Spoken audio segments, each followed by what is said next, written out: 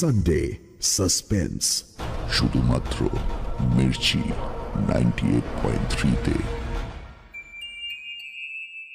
মদ্যপান, ধূমপান ও মাদক সেবন স্বাস্থ্যের পক্ষে ক্ষতিকর। বাংলা সাহিত্যের রোমাঞ্চকর কিছু গল্প দিয়ে সাজানো আমাদের এই বিশেষ নিবেদন সানডে সাসপেন্স। আজ আপনার জন্য শরদিন্দু বন্দ্যোপাধ্যায়ের লেখা ব্যোমকেশ কাহিনী মণিমণ্ডন। শরদিন্দু বন্দ্যোপাধ্যায়, জন্ম 30শে মার্চ 1899, মৃত্যু 1970 সালের 22শে সেপ্টেম্বর। বাংলা সাহিত্যে তিনি ছিলেন এক বহুমুখী প্রতিভা। পাল্লা দিয়ে লিখেছেন একের পর এক সত্যান্বেষী ব্যোমকেশ বক্সীর গল্প, চিত্রনাট্য, অজস্র ছোট গল্প এবং ঐতিহাসিক উপন্যাস। রচনাকাল হিসেবে ব্যোমকেশ সিরিজের প্রথম গল্প পথের কাঁটা, তারপর সীমন্ত হীরা। শরদিন্দু বাবুর নিজের কথায়, এই দুটি গল্প লেখার পর ব্যোমকেশকে নিয়ে একটি সিরিজ লেখার কথা মনে হয়। তখন সত্যান্বেষী গল্পে ব্যোমকেশ চরিত্রটিকে এস্টাবলিশ করি। পাঠকদের সুবিধার জন্য অবশ্য সত্যান্বেষীকেই ব্যোমকেশের প্রথম গল্প বলে ধরা হয়। গল্প উপন্যাস মিলিয়ে ব্যোমকেশকে নিয়ে মোট 32টি কাহিনী রচনা করেন তিনি।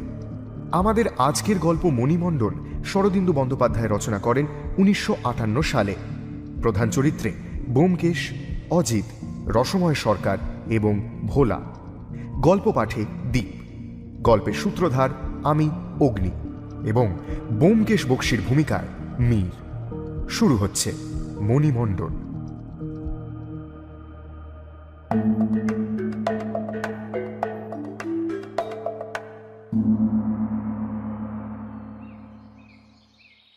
প্রসিদ্ধ মণিকার রসময় সরকারের বাড়ি থেকে একটি বহুমূল্য জড়োয়ার নেকলেস চুরি গেছে। সকালবেলা খবরের কাগজ পড়বার সময় বিলম্বিত সংবাদের স্তম্ভে খবরটা দেখেছিলাম। বেলা আন্দাজ 8টার সময় টেলিফোনটা এলো। অপরিচিত ব্যগ্র কণ্ঠস্বর। হ্যালো, ব্যোমকেশ বাবু? না, আমি অজিত। আপনি কে? টেলিফোন বলল। হ্যাঁ, আমার নাম রসময় সরকার। ব্যোমকেশ বাবুকে একবার ডেকে দিতে পারেন? নাম শুনে বুঝতে বাকি রইল না যে চোর ধরবার জন্য ব্যোমকেশের ডাক এসেছে। বললাম, সে তো বাথরুমে গেছে, বেরোতে দেরি হবে। কাগজে দেখলাম আপনার দোকান থেকে নেকলেস চুরি গেছে। উত্তর এলো, দোকান থেকে নয়, আমার বাড়ি থেকে। আপনি অজিত বন্দ্যোপাধ্যায় তো, ব্যোমকেশ বাবুর বন্ধু? বললাম, হ্যাঁ, ব্যোমকেশকে যা বলতে চান আমাকে বলতে পারেন।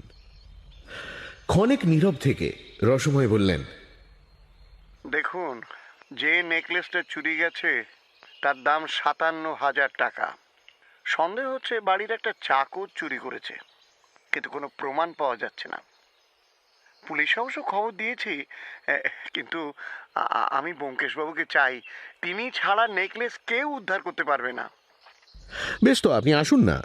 আপনি আস্তে আস্তে ব্যোমকেশও বাথরুম থেকে বেরিয়ে পড়বে। রসময় একটু কাতরভাবেই বললেন, দেখুন, আমি আমার বেতো রুগী, বেশি নড়াচড়া করতে পারি না। তার চেয়ে যদি আপনারা আসেন তো বড্ড ভালো হয়। যারা বিপদে পড়ে তারাই ব্যোমকেশের কাছে আসে, সে আগে কারোর কাছে যায় না। আমি বললাম, বেশ, ব্যোমকেশকে বলবো।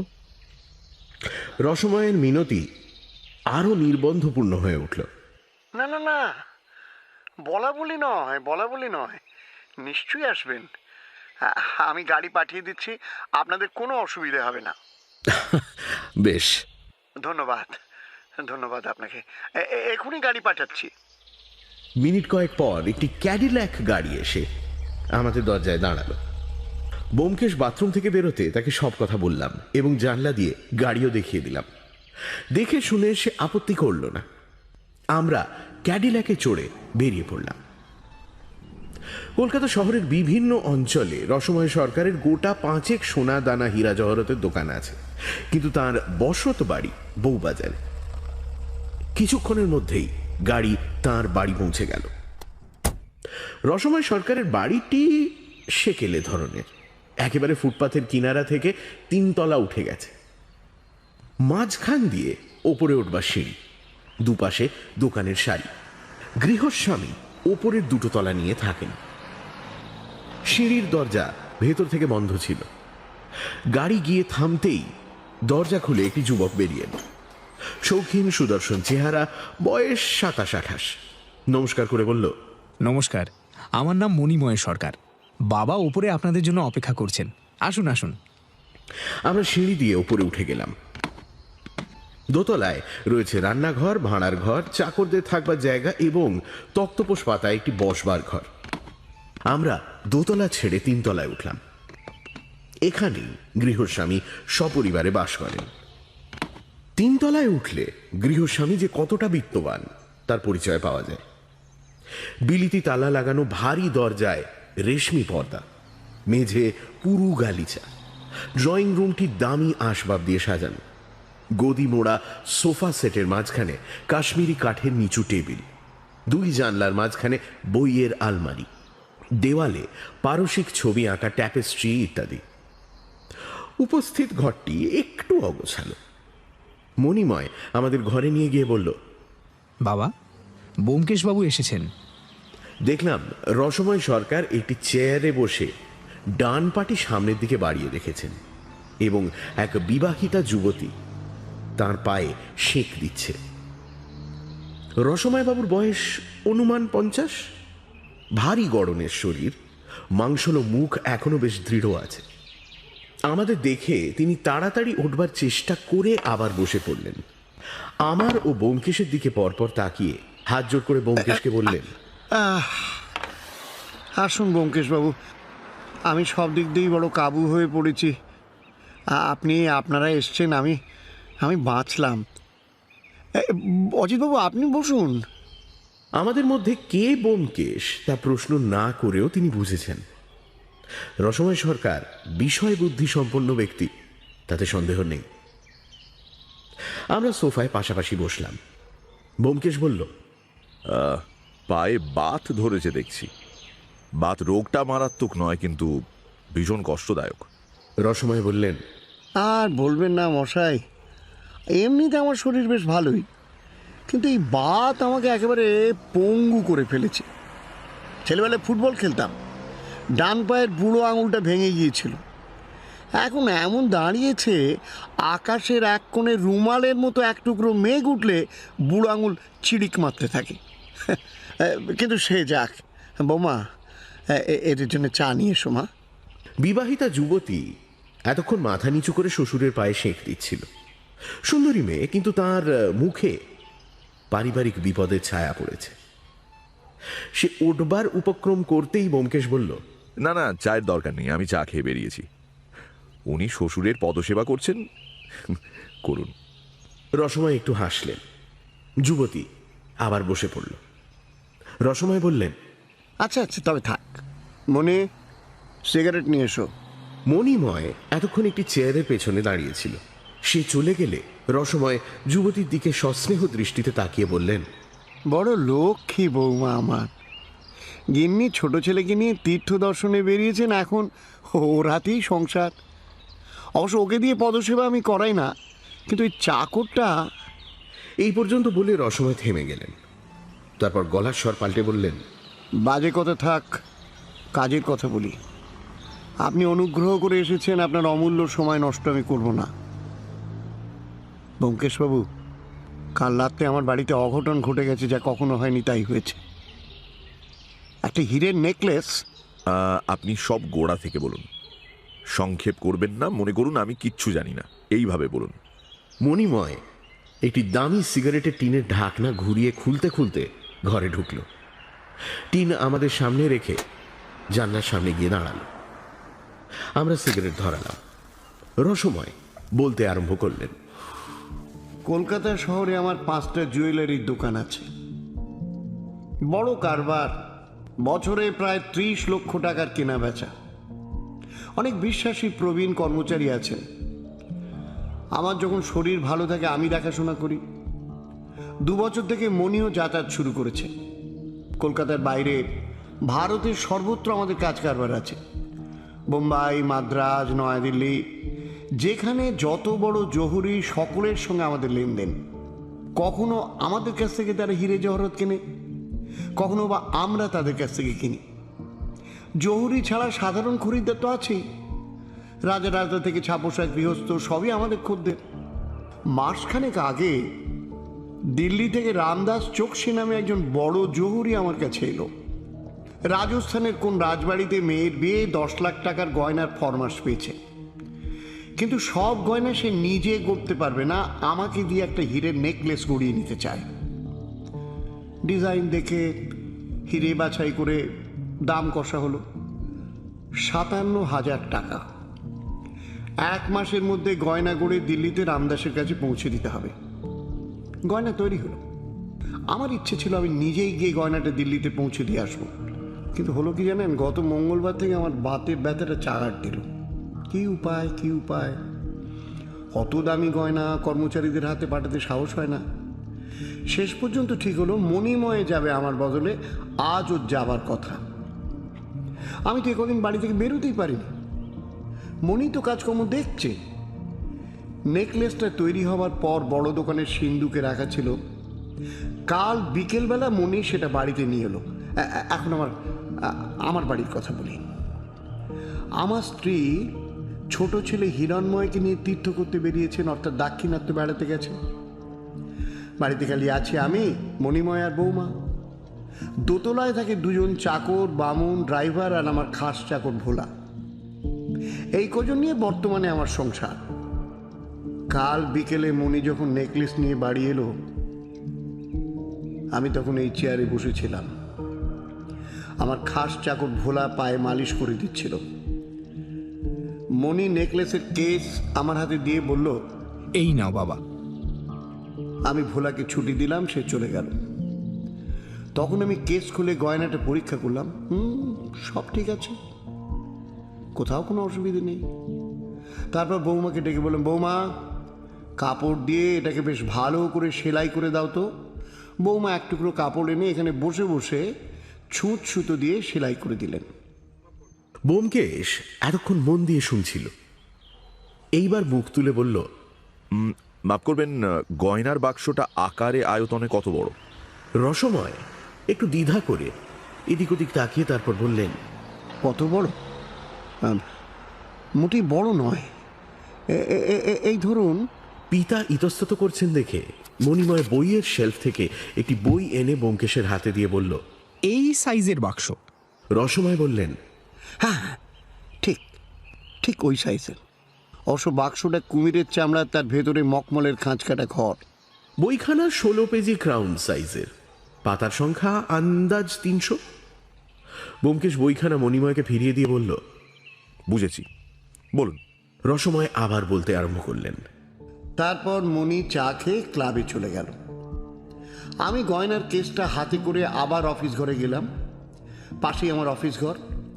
বাড়িতে বসে কাজকর্ম করার দরকার হলে ওখানে বসেই আমি করি। একটা সেক্রেটারিয়েট টেবিল আছে, তার দেরাজে দরকারি কাগজপত্র থাকে। আমি গয়নার কেস দেরাজে রেখে দিলাম। বাড়িতে একটা লোহার সিন্ধুক আছে বটে, কিন্তু গিন্নি তো তার চাবি নিয়ে চলে গিয়েছেন। আমার অন্যায় হয়েছিল, অত বেশি দামি জিনিস খোলা দেরাজে রাখা আমার উচিত হয়নি। কিন্তু আমার বাড়ির যেরকম ব্যবস্থা, তাতে তো আশঙ্কার কোনো কারণ নেই। চাকর বাকর দোতলায় থাকে, ডেকে না পাঠালে ওপরে আসে না, অন্য লোকেরও যাতায়াত নেই। তাই এখান থেকে গয়না চুরি যেতে পারে এই সম্ভাবনা মনেই আসেনি আমার মশাই। রাত্রে আন্দাজ 9টার সময় আমি তো খাওয়া দাওয়া সেরে নিলাম। আমাদের খাওয়ার ব্যবস্থা অবশ্য দোতলায়, কিন্তু এই বাতের ব্যথাটা হয়ে অবধি বৌমা ওপরেই আমার খাবার এনে দেন। খাওয়া সেরে আমি একটা বই নিয়ে বসলাম, বৌমাও খেয়ে নিলেন। মনির ক্লাব থেকে ফিরতে ফিরতে প্রায় দেরি হয়, তাই তার খাবার বৌমার শোবার ঘরে ঢাকা দিয়ে রাখলেন। 10টার সময় আমি ভোলাকে ডাকবার জন্য ঘন্টি বাজালাম, তারপর শুতে গেলাম। আমার বেতর শরীর, শোবার পর হাত পা টিপে না দিলে ঘুম আসে না। ভোলাই রোজ টিপে দেয়, তারপর আমি ঘুমিয়ে পড়লে চলে যায়। ভোলা খুব কাজের চাকর, বছর দেড়েক আমার কাছে আছে। জুতো বুরুষ করা, কাপড় জামা গিলে করে দেয়া, 5 ফরমাস খাটা, হাত পা টেপা, সব কাজই ও করে। কাল বৌমা সদর দোর খুলে দিলেন, ভোলা এসে আমার হাত পা টিপে দিতে লাগলো। আমি ক্রমে ঘুমিয়ে পড়লাম। তারপর সে যে কখন চলে গেছে আমি জানতে পারিনি। হঠাৎ ঘুম ভাঙলো মনির ডাকে। ও আমার বিছানার উপর ঝুঁকে ডাকছে। বাবা, বাবা উঠুন, বাবা সর্বনাশ হয়ে গেছে, বাবা উঠুন। আমি ধর্মড়ি উঠে বসলাম। কিরে, নেকলেসটা কোথায় রেখেছেন? কেন? টেবিলে দেরাজে। কই, সেখানে তো নেই। আমি আমি ছুটে গিয়ে দেরাজ খুললাম। নেকলেসের বাক্স নেই। সব দেরাজ হাঁটকালাম, কোথাও নেই। মনের অবস্থা বুঝতে পারছেন ব্যোমকেশবাবু? মনিকে জিজ্ঞেস করলাম, তুই এত রাত্রে কি করে জানলি? সে বলল, ব্যোমকেশ হাত তুলে রসময়কে বারণ করলো। মণিময়ের দিকে তাকিয়ে প্রশ্ন করলো। রাত তখন কটা? মণিময় অত্যন্ত সংকুচিত হয়ে বলল, প্রায় 12টা। না না, 12টা বাজতে 5 মিনিট কি 10 মিনিট হবে। রাত 12টার সময় কোনো কারণে আপনার সন্দেহ হয়েছিল যে নেকলেস চুরি গেছে। কি করে সন্দেহ হলো সেইটা বলুন। মণিময় যেন আরো সংকুচিত হয়ে পড়ল। পিতার প্রতি একটি গুপ্ত কটাক্ষপাত করে গলাটা একটু নামিয়ে সে বলতে আরম্ভ করলো। আসলে ব্যোমকেশবাবু, কাল আমার ক্লাব থেকে ফিরতে একটু বেশি দেরি হয়ে গেছিল। মানে ক্লাবে ওই ব্রিজ ড্রাইভ চলছে। আমি কোথায় ক্লাব? মানে নাম কি? ক্লাবের নাম খেলাধুলো। খুব কাছেই, আমাদের বাড়ি থেকে 5 মিনিটের রাস্তা। সব রকম ঘরোয়া খেলার ব্যবস্থা আছে, তাস, পাশা, পিং পং, বিলিয়ার্ডস।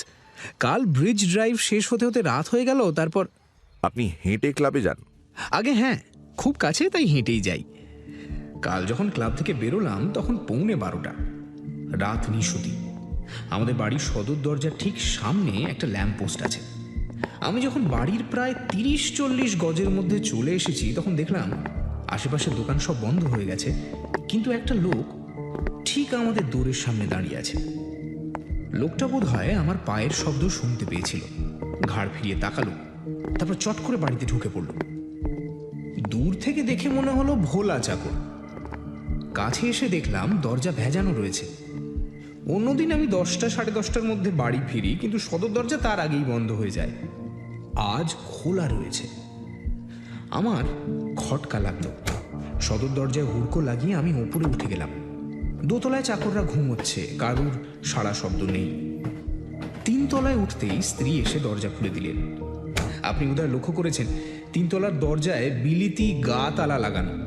ভেতর থেকে বন্ধ করে দিলে বিনা চাবিতে বাইরে থেকে খোলা যায় না। আমার স্ত্রীকে বললাম যে বাড়ির সামনে একটা লোক দাঁড়িয়েছিল। উনি বললেন উনিও দেখেছেন। উনিও দেখেছেন? ব্যোমকেশ যুবতীর পানে তাকালো। সে লজ্জা পেল, তার মুখ লাল হয়ে উঠল। রসময় তাকে উৎসাহ দিয়ে বলল, লজ্জা কি বৌমা? যা দেখেছো ব্যোমকেশকে বলো।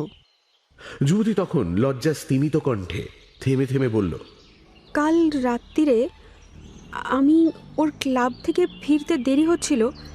আমি জানলার কাছে দাঁড়িয়েছিলাম। অনেকক্ষণ দাঁড়িয়ে থাকার পর হঠাৎ দেখলুম ঠিক আমাদের দরজার সামনে ফুটপাতের ওপর কে যেন দাঁড়িয়ে আছে। আমি ঝুঁকে দেখার চেষ্টা করলুম, কিন্তু ভালো করে দেখতে পেলুম না। তারপরেই লোকটা অদৃশ্য হয়ে গেল। মনে হলো দরজায় ঢুকে পড়ল। সেই সময় দেখতে পেলাম উনি আসছেন। লোকটা যেন ওকে দেখেই ভেতরে ঢুকে পড়ল। তারপর আমি গিয়ে তেতলার দরজা খুলে দিলুম, উনি এলেন। লোকটাকে চিনতে পেরেছিলেন? না, ওপর থেকে তার মুখ দেখা যাচ্ছিল না, তবে মনে হয়েছিল চাকরদের মধ্যে কেউ হবে।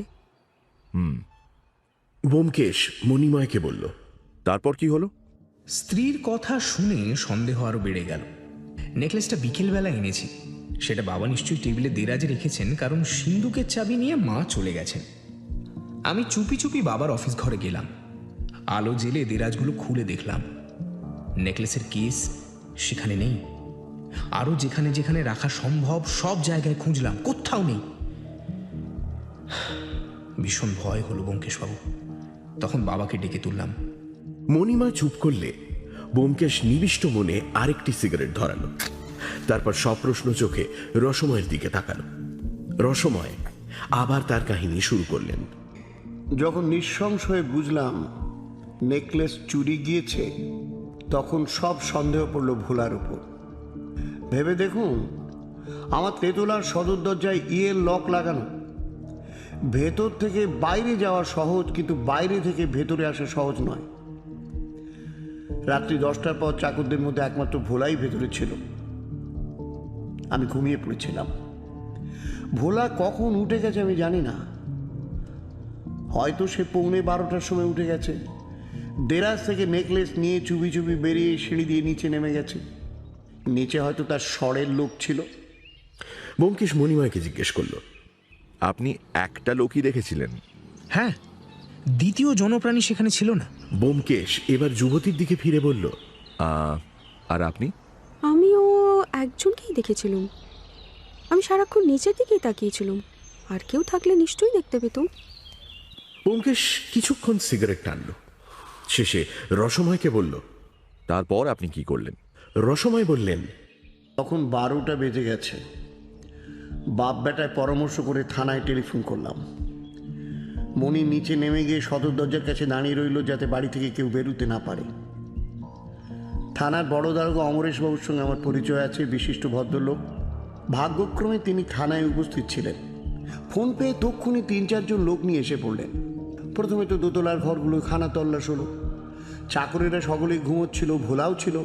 পুলিশ তন্ন তন্ন করে তল্লাশ করলো, কিন্তু নেকলেস পাওয়া গেল না। অমরেশবাবু তখন তেতলায় খানা তল্লাশ করলেন। বলা যায় না, হয়তো চোর নেকলেস চুরি করে এখানেই কোথাও লুকিয়ে রেখেছে, পরে তাক বুঝে সরাবে। কিন্তু এখানেও নেকলেস পাওয়া গেল না। অমরেশবাবু তারপর ভোলাকে জেরা আরম্ভ করলেন। ভোলা স্বীকার করলো সে নিচে নেমে গিয়েছিল। সে বলল, আন্দাজ 11টার সময় আমি ঘুমিয়ে পড়েছি দেখে সে দোতলায় নেমে যায়। অন্য চাকররা তখন ঘুমিয়ে পড়েছিল। ভোলাও শুয়ে পড়লো, কিন্তু তার ঘুম এলো না। তখন সে খোলা হাওয়ার খোঁজে নিচে গিয়ে ফুটপাতে দাঁড়ালো। মণিময় যে ক্লাব থেকে ফেরেনি তা সে জানতো না। সে ফুটপাতে গিয়ে দাঁড়াবার সঙ্গে সঙ্গে দেখতে পেল মণি আসছে। তখন সে তাড়াতাড়ি ফিরে এসে আবার শুয়ে পড়লো, কারণ রাত্রিরে চাকর বাকরের বাইরে যাওয়ার কড়া বারণ আছে। এটা তার ভয়ান। নেকলেসের কথা সে জানে না। অমরেশবাবুর জেরায় আরও জানা গেল, ভোলার 2 ভাই কলকাতায় থাকে, মেছুয়া বাজারে তাদের বাসা। ভাইদের সঙ্গে ভোলার বিশেষ দহরম মহরম নেই, তবে মাঝে মাঝে কাজ না থাকলে তাদের বাসায় দেখা করতে যায় সে। অমরেশবাবু যতক্ষণ ভোলাকে সওয়াল জবাব করছিলেন, ততক্ষণ তার সঙ্গীরা রাস্তার দুপাশে তল্লাশ করছিল। আনাজ কানাজ, ডাস্টবিন সব খুঁজে দেখছিল। মণিও তাদের সঙ্গে ছিল, কিন্তু কিচ্ছু পাওয়া গেল না। এই সব ব্যাপারে ভোর হয়ে গেল। অমরেশবাবু দোতলায় একজন লোক রেখে চলে গেলেন। ভোলাকে বলে গেলেন, এ বাড়ি থেকে বেরোবার চেষ্টা করলেই তাকে গ্রেপ্তার করা হবে। তারপর জানেন, যত বেলা বাড়তে লাগলো না, তত আমার মন একবারে অস্থির হয়ে উঠতে লাগলো। অমরেশবাবু কাজের লোক, চেষ্টার ত্রুটি করবেন না, কিন্তু আমি তো আর স্থির থাকতে পারছিলাম না। ব্যোমকেশবাবু, আপনাকে ফোন করলাম। আপনি আমার নেকলেস উদ্ধার করে দিন। আমি জানি আপনি ছাড়া এ কাজ আর কেউ পারবে না। ব্যোমকেশ একটু হাসল। আমার উপর আপনার এত বিশ্বাস, আশা করি বিশ্বাসের মর্যাদা রাখতে পারবো। ভোলা চাকর তো বাড়িতেই আছে? হ্যাঁ, দোতলার ঘরে আছে। তাকে একবার ডেকে পাঠালে 2-4টে প্রশ্ন করে দেখতাম। বেশ তো, মণি। রসময় ছেলের দিকে তাকালেন। মণিময় চলে গেল এবং কিছুক্ষণ পরে ভোলাকে নিয়ে ফিরে এলো। ভোলার চেহারা সাধারণ ভৃত্য শ্রেণীর লোকের চেহারার থেকে খুব একটা আলাদা নয়। এক জাতীয় মুখ আছে যা বয়স বাড়ার সঙ্গে সঙ্গে শীর্ণ ও অস্থি সার হয়ে পড়ে। উঁচু নাক ও ছুঁচলো থুতনি প্রাধান্য লাভ করে। ভোলার মুখ সেই জাতীয়, শরীর বাঁশের মতো পাকানো, বয়স 40-এর কাছাকাছি। তার চোখের দৃষ্টিতে ভয়ের চিহ্ন নেই, কিন্তু সংযত সতর্কতা আছে। ব্যোমকেশ তাকে আপাদমস্তক নিরীক্ষণ করে বলল, ভোলা, তোমাকে 2-1টা প্রশ্ন করতে চাই। ভোলা সহজভাবেই বলল, আজ্ঞে। নাম কি? ভোলানাথ দাস। দেশ? মেদিনীপুর জেলায়। কলকাতায় কতদিন আছো? তা 15 বছর হবে। তোমার 2 ভাই, তারা কলকাতায় থাকে? এগে হ্যাঁ, মেছো বাজারে বাসা নিয়ে একসঙ্গে থাকে। তুমি ভাইদের সঙ্গে থাকো না? এগে আমি যেখানে চাকরি করি সেখানেই থাকি। ভাইদের সঙ্গে বনিবনা আছে? এগে বনিবনাও নেই, তবে দাদারা লেখাপড়া জানা লোক, আমি মুখ্য সূক্ষ্ম মান। তোমার দাদারা কি কাজ করে? বর্দা পোস্ট অফিসে কাজ করে, মেজদা কর্পোরেশনের জমাদার। তুমি বিয়ে করনি বোধ হয়? করেছিলাম, বউ মরে গেছে। এ বাড়িতে কতদিন কাজ করছো? 13 বছর। তার আগে কোথায় কাজ করেছো? অনেক জায়গায় কাজ করেছি। কি কাজ? এগে পা টেপা চাকরের কাজ, অন্য কাজ করবার বিদ্যে আমার নেই। বিদ্যা না থাক, বুদ্ধি যথেষ্ট যে আছে সে বিষয়ে সন্দেহ নেই।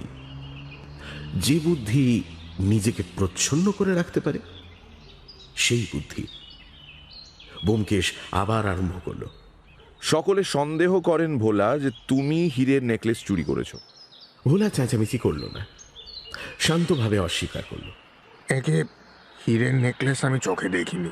কাল যখন মণিময় বাবু নেকলেসের বাক্স এনে রসময় বাবুকে দেন, তখন তুমি তার পায়ে মালিশ করে দিচ্ছিলে, তাই তো? একটা বাক্স এনে দিয়েছিলেন, বাক্সে কি আছে আমি জানতাম না। কিছু আন্দাজ করতে পারোনি? রসময় বাবু যখন বাক্স খুলবার আগে তোমাকে চলে যেতে বললেন, তখনও কিছু আন্দাজ করনি? আগে না। ব্যোমকেশ কিছুক্ষণ ভুরু কুচকে চুপ করে রইল, তারপর হঠাৎ চোখ তুলে বলল, কাল সন্ধ্যের পর তুমি বাড়ি থেকে বেরিয়েছিলে? এতক্ষণে ভোলার চোখে একটু উদ্বেগের চিহ্ন দেখা দিল, কিন্তু সে সহজ সুরেই বলল, আগে বেরিয়েছিলাম, একটা গামছা কিনবার ছিল, তাই বৌদিদির কাছে ছুটি নিয়ে বেরিয়েছিলাম। ব্যোমকেশ যুবতীর দিকে তাকাল। সে ঘাড় নেড়ে সায় দিল।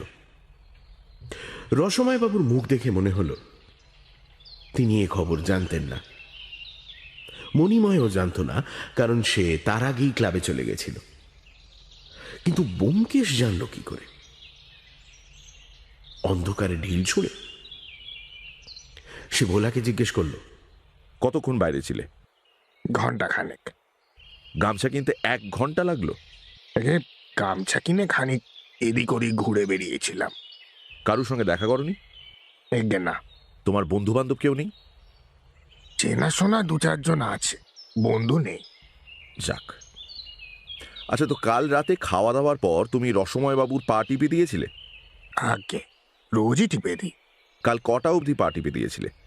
ঘড়ি দেখিনি, আন্দাজ 11টা হবে। তুমি যখন দোতলায় নেমে গেলে, অন্য চাকররা জেগেছিল? আগে না, ঘুমিয়ে পড়েছিল। কেউ জেগেছিল না? কেউ না। ভারী আশ্চর্য। যাই হোক, তুমি তারপর কি করলে? শুয়ে পড়লে? এগে হ্যাঁ। আচ্ছা, কিন্তু রাত 12টার সময় রাস্তায় বেরিয়েছিলে কেন?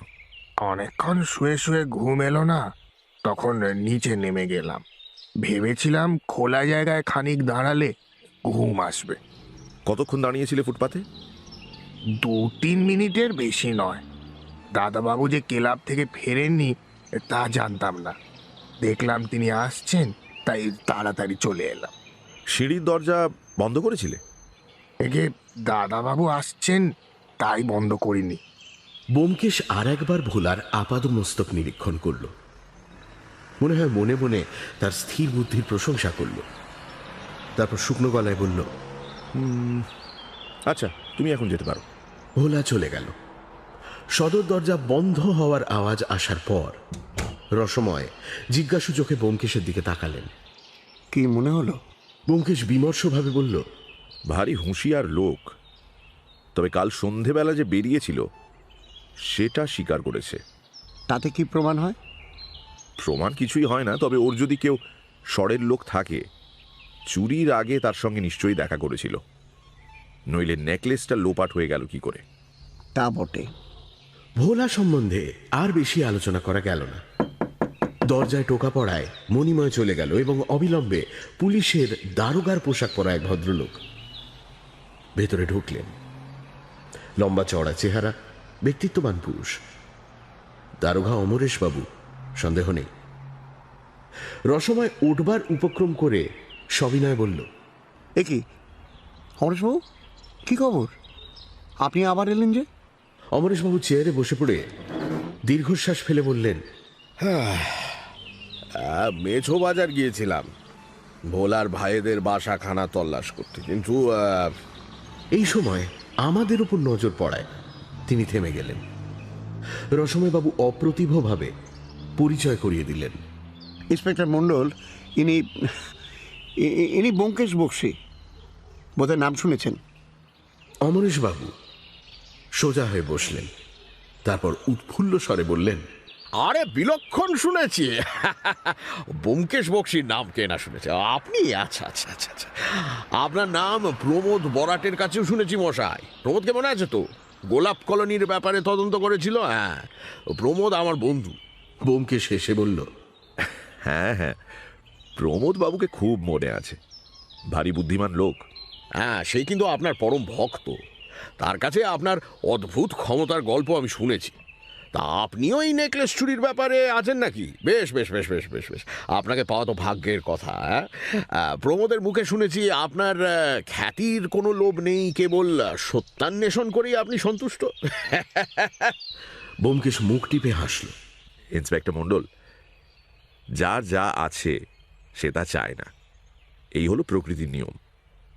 এই ব্যাপারে খ্যাতি যদি কিছু প্রাপ্য হয় আপনিই পাবেন, আমি মজুরি পেলেই সন্তুষ্ট হব। রসময়বাবু গাঢ় স্বরে বললেন, ব্যোমকেশবাবু, মজুরি বলবেন না, সম্মান দক্ষিণা বলুন।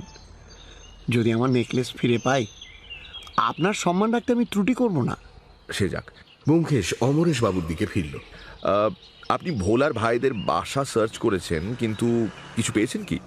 অমরেশবাবু বললেন, কিচ্ছু পেলাম না। ওর ভাইরা কাজে বেরিয়েছিল, 2 বউ ঘরে ছিল, কিন্তু আতিপাতি করে খুঁজেও কিচ্ছু পাওয়া গেল না। ব্যোমকেশ কিছুক্ষণ তার দিকে তাকিয়ে রইল, তারপর বলল, তাহলে আপনার সন্দেহ ভোলা তার ভাইদের সঙ্গে সর করে এই কাজটা করেছে? ভাইদের বদলে অন্য কেউ হতে পারে, কিন্তু স্বরের লোক আছে, নইলে নেকলেসটা লোপাট হয়ে গেল কি করে? মণিময় বাবু এবং তার স্ত্রী কিন্তু অন্য লোক দেখেননি। ওরা যখন ভোলাকে দেখেছেন তার আগেই হয়তো স্বরের লোক মাল নিয়ে সরে পড়েছে। মণিময় বাবুর স্ত্রী অনেকক্ষণ ধরে জানলায় দাঁড়িয়ে রাস্তার দিকে তাকিয়েছিলেন। স্বরের লোক এলে উনি তাকে দেখতে পেতেন নাকি? দুজনেই কিছুক্ষণ পরস্পরের দিকে তাকিয়ে রইল। তারপর অমরেশবাবু দ্বিধা ভরে প্রশ্ন করলেন, আচ্ছা, আপনার কি মনে হয় ভোলার কাজ নয়? এখন কিছু মনে হচ্ছে না। তত্ত্ব তলাশ যা করবার সবই আপনি করেছেন, কিছুই বাকি রাখেননি। এখন শুধু ভেবে দেখতে হবে। সে উঠে দাঁড়ালো। এখন উঠি, যদি ভেবে কিছু পাওয়া যায় আপনাদের জানাবো। বাড়ি ফিরে ব্যোমকেশকে জিজ্ঞেস করলাম, আচ্ছা তোমার সন্দেহটা কার ওপর? ব্যোমকেশ পাঞ্জাবি খুলতে খুলতে বলল, 3 জনের ওপর। চমকে উঠে বললাম, 3 জন? 3 জন কারা? ভোলা, মণিময় এবং মণিময়ের স্ত্রী। বলে ব্যোমকেশ স্নান করতে চলে গেল। আমি বসে বসে ভাবতে লাগলাম, সুযোগের দিক দিয়ে 3 জনকেই সন্দেহ করা যায় বটে। রসময়ের দেরাজ থেকে নেকলেস সরানো 3 জনের পক্ষেই সম্ভব। বড় মানুষের ছেলেদের সবসময় টাকার দরকার। মণিময় ক্লাবে গিয়ে তাস পাশা খেলে, নিশ্চয়ই বাজি রেখেই খেলে। হয়তো অনেক টাকা দেনা হয়েছে, ভয়ে বাপের কাছে কিছু বলতে পারছে না। আর মণিময়ের স্ত্রী, মেয়েটিকে দেখতে শান্তশিষ্ট, কিন্তু তার মুখে উদ্বেগের ভাবটা।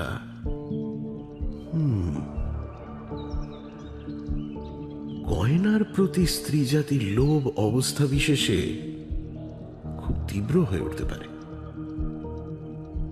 কিন্তু যেই চুরি করুক, চোরাই মাল বেমালুম সরিয়ে ফেললো কি করে? সেদিন দুপুরবেলা ব্যোমকেশ আরামকে দাঁড়ায় লম্বা হয়ে সারাক্ষণ কড়িকাঠের দিকে তাকিয়ে রইল। কথাবার্তা বিশেষ বলল না। বিকেলে চা খাওয়ার সময় হঠাৎ বলে উঠল, চলো একবার ঘুরে আসা যাক। মানে কোথায় ঘুরবে? রসময় বাবুর বাড়ির সামনে ফুটপাতে। জায়গাটা ভালো করে দেখা হয়নি তখন। পায়ে হেঁটে আমাদের বাসা থেকে রসময়বাবুর বাড়ির সামনে ফুটপাতে পৌঁছতে 20 মিনিট লাগলো। কাছাকাছি গিয়ে ব্যোমকেশ এদিক ওদিক তাকাতে লাগলো। বাড়ির দরজার দুপাশে দোকানগুলো খোলা রয়েছে। একটি হোমিওপ্যাথি ওষুধের দোকান, একটি ঘড়ির দোকান, 2টি বস্ত্রালয়। সব দোকানেই খরিদ্দারের যাতায়াত, ফুটপাথে পথচারীর ভিড়। রসময়ের বাড়ির 3 তলায় গোটা চারেক জানলা, তারই একটি থেকে মণিময়ের স্ত্রী পথের দিকে তাকিয়ে রয়েছেন।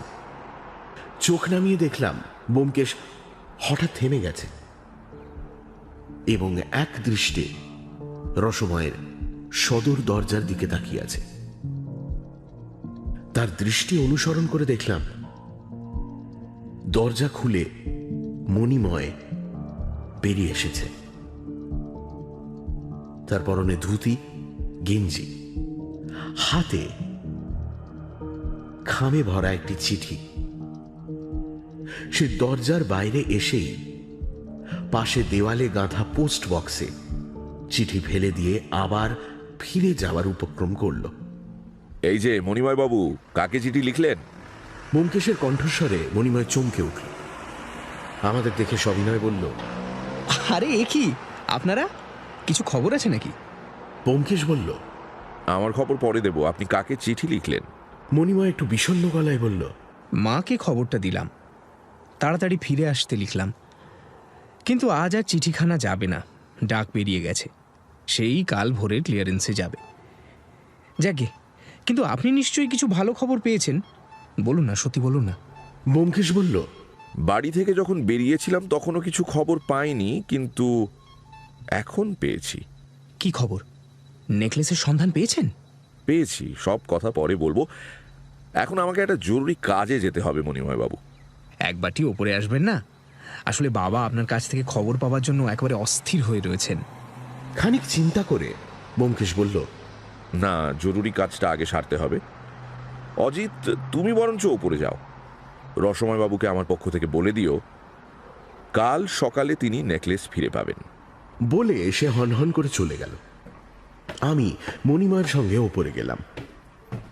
রসময়বাবু বিলক্ষণ হতাশ হয়ে পড়েছিলেন, কিন্তু ব্যোমকেশের কথাবার্তা শোনার পর বারবার উদ্বেগ ভরে আমাকে জিজ্ঞেস করতে লাগলেন, সত্যি পাবো তো? ঠিক পাবো? বলুন না অজিত বাবু, ঠিক পাবো তো? আমি বললাম, ব্যোমকেশ কখনো কাউকে মিথ্যে আশ্বাস দিয়েছে এরকম কিন্তু আমি শুনিনি। সে যখন বলেছে পাবেন, তখন নিশ্চয়ই পাবেন।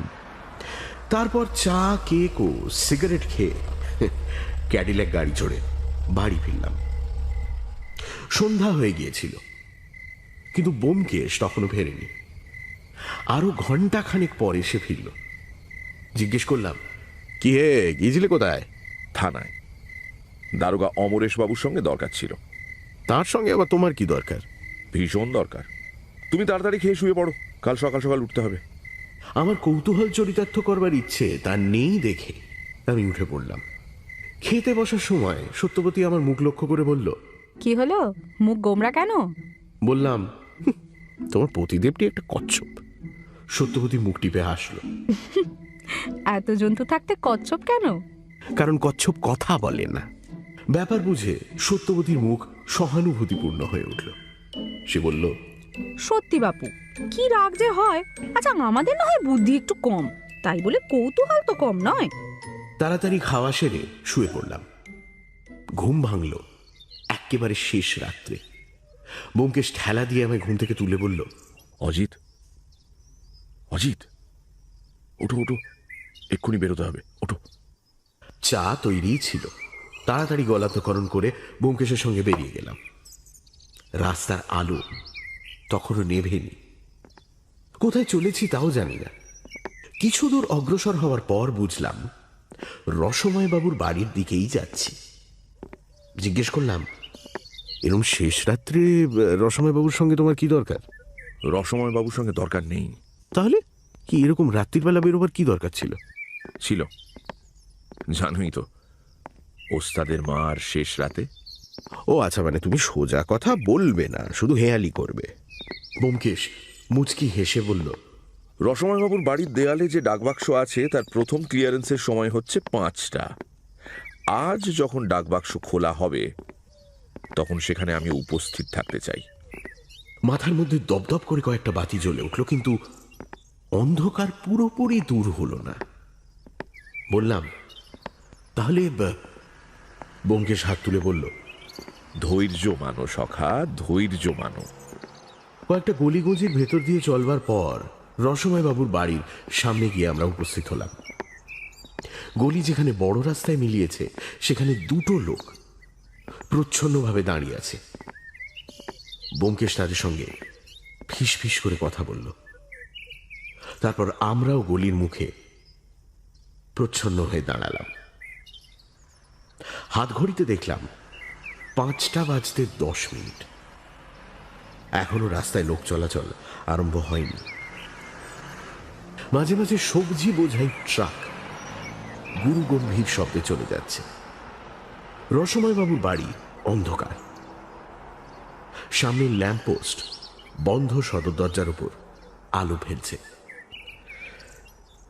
দরজার পাশে দেয়ালে গাঁথা ডাকবাক্সের লাল রং অসংখ্য ইস্তেহারে চাপা পড়ে গেছে। ওটা যে ডাক বাক্স সেটা সহজে বোঝাই যায় না। একটি একটি করে মিনিট কাটতে লাগলো। ঘড়ির টিকটিক শব্দ যেন আমি নিজের বুকের মধ্যে শুনতে পাচ্ছি। 5টা বাজলো। আমার শরীরের সমস্ত স্নায়ু পেশি শক্ত হয়ে উঠল। লোকটা কখন যেন নিঃশব্দে ডাকবাক্সের সামনে এসে দাঁড়িয়েছে। দরজা খুলে গেল।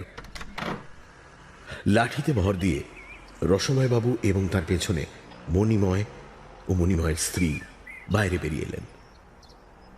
সকলের সদ্য ঘুম ভাঙা চোখে সবিস্ময় উদ্বেগ। রসময় বললেন, অমরেশ বাবু, ব্যোমকেশ বাবু, কি হয়েছে বলুন না। আমার নেকলেস। ব্যোমকেশ অমরেশবাবুর হাত থেকে প্যাকেটটা নিয়ে রসময়ের হাতে দিল। এই নিন আপনার নেকলেস, খুলে দেখুন। বেলা আন্দাজ 9:30 সময় আমরা দুজনে আমাদের বসবার ঘরের চৌকির ওপর মুখোমুখি বসেছিলাম। সত্যবতীকে আর এক প্রস্ত চায়ের ফরমাশ দেওয়া হয়েছে। নেকলেস পর্বের রহস্যোদ্ঘাটন চলছে। ব্যোমকেশ বলল, অনর্থক হয়রানি। ডাকবাক্সটা দোরের পাশেই আছে। এটা যদি প্রথমে নজরে পড়তো তাহলে 5 মিনিটের মধ্যে সব নিষ্পত্তি হয়ে যেত। কলকাতা শহরের দেয়ালে গাঁথা অসংখ্য ডাকবাক্স আছে, কিন্তু হঠাৎ চোখে পড়ে না। ডাকবাক্সের রাঙা গায়ে ইস্তাহারের কাগজ জুড়ে তাকে প্রায় অদৃশ্য করে তুলেছে। যারা জানে তাদের কোনো অসুবিধে নেই, কিন্তু যারা জানে না তাদের পক্ষে খুঁজে বার করাটা মুশকিল। প্রথম যখন নেকলেস চুরির বয়ান শুনলাম তখন 3 জনের ওপর সন্দেহ হলো। ভোলা, মণিময় বাবু এবং মণিময় বাবুর স্ত্রী।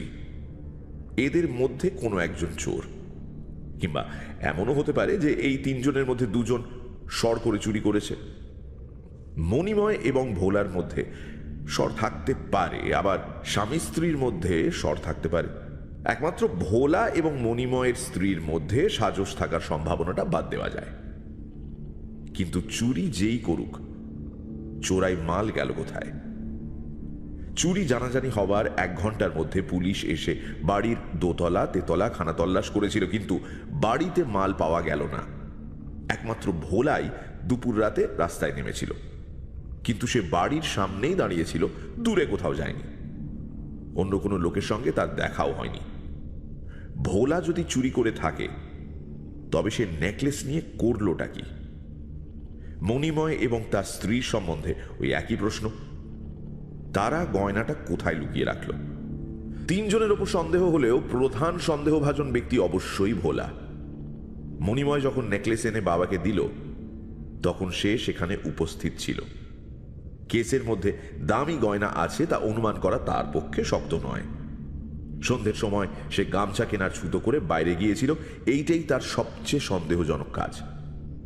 সে যদি বাইরের লোকের সঙ্গে সাজস করে চুরির মতলব করে থাকে তবে সহকারীকে খবর দিতে যাওয়া তার পক্ষে স্বাভাবিক।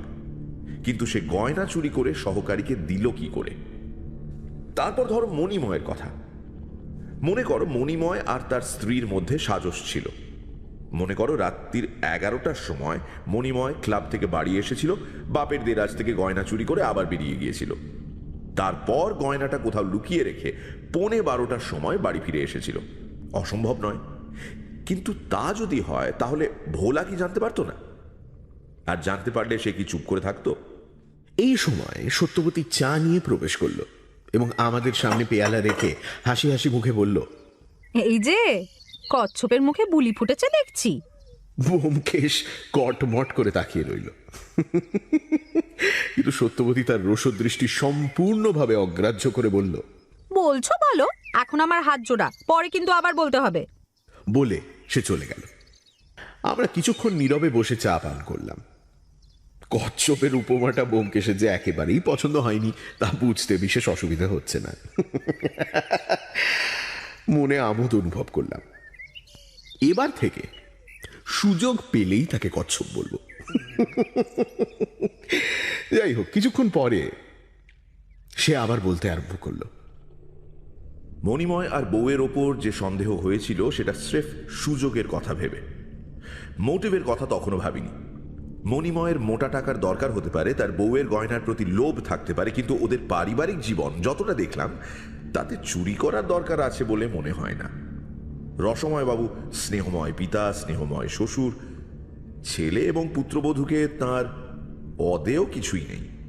যা চাইলেই পাওয়া যায় তা কেউ চুরি করে না। ভোলার কথা কিন্তু সম্পূর্ণ আলাদা। সুযোগ এবং মোটিভ দুই তার পুরো মাত্রায় আছে। লোকটা ভারী ধূর্ত আর স্থির বুদ্ধি। হয়তো চাকরিতে ঢুকে অবধি সে চুরির মতলব বাঁটছিল এবং মনে মনে প্ল্যান ঠিক করে রেখেছিল। কাল বিকেলবেলা মস্ত দাও মারবার সুযোগ জুটে গেল। বাড়িতে দামি গয়না এসেছে, কিন্তু গিন্নি সিন্ধুকের চাবি নিয়ে তীর্থ করতে চলে গেছেন। ভোলার সাজস ছিল তার বড় ভাই ভূতনাথের সঙ্গে। ভেবে দেখো কেমন যোগাযোগ। ভূতনাথ পোস্ট অফিসে কাজ করে। তার কাজ হচ্ছে রাস্তার ধারের ডাকবাক্স থেকে চিঠি নিয়ে ঝোলায় ভরে পোস্ট অফিসে পৌঁছে দেওয়া। হালফিল বউবাজার এলাকায় তার কাজ। সকাল বিকেল দুপুরে 3 বার এসে সে ডাকবাক্স পরিষ্কার করে নিয়ে চলে যায়। ভোলা গামছা কেনার ছুতো করে ভূতনাথের কাছে গেল। তাকে বলে এলো সকালবেলা ডাক পরিষ্কার করতে গিয়ে সে ওই ডাক বাক্সটার মধ্যে একটা প্যাকেট পাবে, সেটা যেন সে নিয়ে না যায়, ডাক বাক্সতেই রেখে দেয়। তারপর পুলিশের হাঙ্গামা কেটে যাওয়ার পর সেটা বাড়ি নিয়ে যাবে। সাধারণ ডাক বাক্সে প্যাকেট কেউ ফেলে না, তাই প্যাকেট চিনতে কোনো কষ্ট নেই। বিশেষত এই প্যাকেটে সম্ভবত ঠিকানা লেখা থাকবে না। ভূতনাথ লোকটা ভালো মানুষ গোছের, কিন্তু সে লোভে পড়ে গেল। লোভে পাপ, পাপে মৃত্যু। চাকরি তো যাবেই, সম্ভবত শ্রীঘরবাসও হবে। কাল বিকেল পর্যন্ত আমি অন্ধকারে হাতড়াচ্ছিলাম।